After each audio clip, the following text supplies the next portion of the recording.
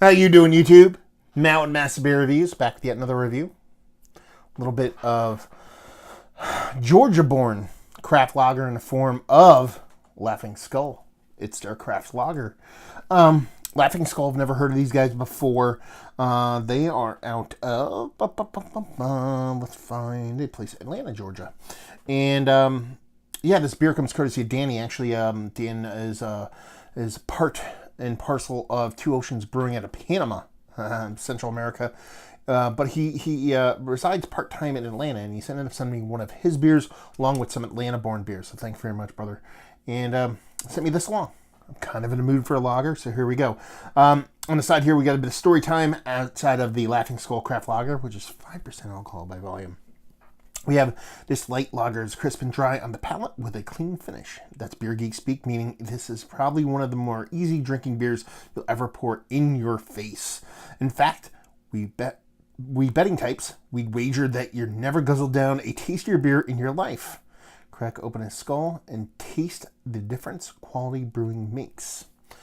Yeah, label-wise, it's alright. It's kind of a kooky, weird, spirally skull laughing. Yeah, on the nose. So there you go. So, best beer I've ever tasted. It's quite the tall order, but we're talking about, a chuggable lager. So what are we looking for here? Chuggability, for one. Crisp cleanness. Well-made beer. Nothing too crazy, nothing too unfiltered. Something that brings, imparts a bit of flavor, whether it be from the malt end of things or the lager yeast end of things, while at the same time lending itself to just being something that can be crushed. But when you pour it as awesome as I do, things can kind of get a little bit weird. But what we have here, first off, is about 2.5, 3 fingers of nice creaminess in the center, but kind of rocky in the edges, that typical kind of lager, crumbly edginess to it. You can see pretty deep into the beer itself, just off white in color. And it's actually got a soft haze to it. Nothing too crazy, but enough to let you know that it's kind of like a non-macro, super filtered kind of lager. This head is big. So we're going to get a nose, try to get a nose on it. We're also probably going to snort some foam, because that's how I do. It smells like a nice, crisp, clean lager. I'm getting a nice kind of light, pilsnery malt, but like slightly cracky, slightly pilsnery, just basically just nice kind of malty, clean maltiness, for lack of better descriptors. I figured I'd have them. I'm definitely getting lager vibes off it, but nothing too crazy from the yeast end of things. It's definitely, on the nose, literally and figuratively a lager, but nothing too crazy. Some lagers can be very distinctive, very kind of robust, the way the yeast comes off. This one's a bit more kind of reserved, again, on the crushable end of things. There's a little bit of fruitiness in there, and I think it's actually a yeast ester. It's almost like an unripened kind of apricot kind of thing, oddly enough. Not necessarily anything citrus or anything like you'd expect from a hop. More of like a fruited kind of, like your wild yeastiness, almost. Not necessarily like a sour yeast, more almost wild yeastiness, where you get that kind of berry, kind of fruit, stone fruity, kind of yeasty, skinny vibe off of it. I actually like it. Let's dive in. Cheers.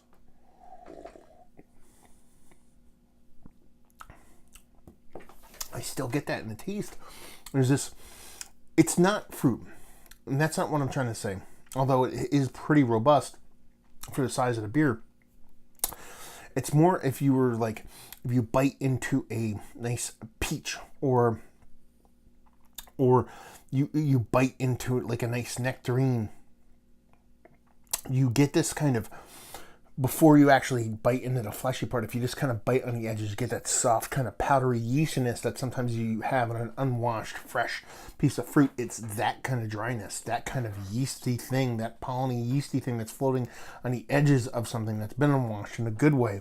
It kind of has that kind of taste going with it. So yes, it is fruit laden, but it's not necessarily a fleshy thing or even like an inner kind of skin fleshy thing. It's more of an outside kind of fruity thing.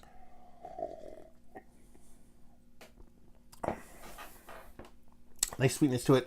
Probably a little bit sweeter than what I would expect from beer, but I can get down with it. Crushable, drinkable, imparts a big amount of flavor, and I dig it. it comes off a little bit outside of your typical lager kind of beer. It's almost like something with a bit more of an aggressive yeast to it. Like almost like a Saison, kind of like slightly wild kind of yeast. Like there's a Brett bit or piece kind of floating around in there, imparting a bit of fruitiness to it. It's not negative to me. It's not like an off flavor. It's more of just a nice kind of added fruity component to something that typically you don't get in lager wise. I like it. It's tasty. Doesn't blow me away. Sweetness, like I said, is probably a little bit too big for me. But all in all, not too bad of a beer. Let's talk about it. It's one of the better lagers I've had as late. Kind of on the edge. I mean, it's fun. It's interesting. I like it. But at the same time, it's not really doing much for me. That sweetness is a little bit too big. But at the same time, definitely not negative. Beer. Let's put it that way. Value availability. No idea. Maybe Dan or somebody down there in the ATL can actually chime in and let me know what's what when it comes to where you get this, how much it costs, and leave you with, if you like what, will you like this? If you like your wild beers not to be tart and you like your lagers to be a little bit bigger and you want them both to have a baby, the sweetness is a little bit bigger. It does have a yeast component on there going on, and this kind of stony, kind of skinny fruitiness to it. At the same time, it's fun, it's interesting, it's a chugger, it's something that I could definitely see is quenching thirst in those hot months, but at the same time, with the sweetness being a little bit bigger, you want your smaller beers to skew a little bit sweet if you wanna really get down with this one. So there you go, another review in the books. Hopefully you guys enjoyed it. Down there, if you want to talk about it, type massive beers into Google. If you want to see me doing the podcast, or not podcasting thing, that comes next. Doing the social media thing, if you want to see me doing that podcasting thing, type Beer Massive into a Google or favorite podcasting app, and hopefully you guys enjoyed the review. Hopefully enjoying a nice Laughing Skull Lager right now, and hope we'll see you next time. Cheers.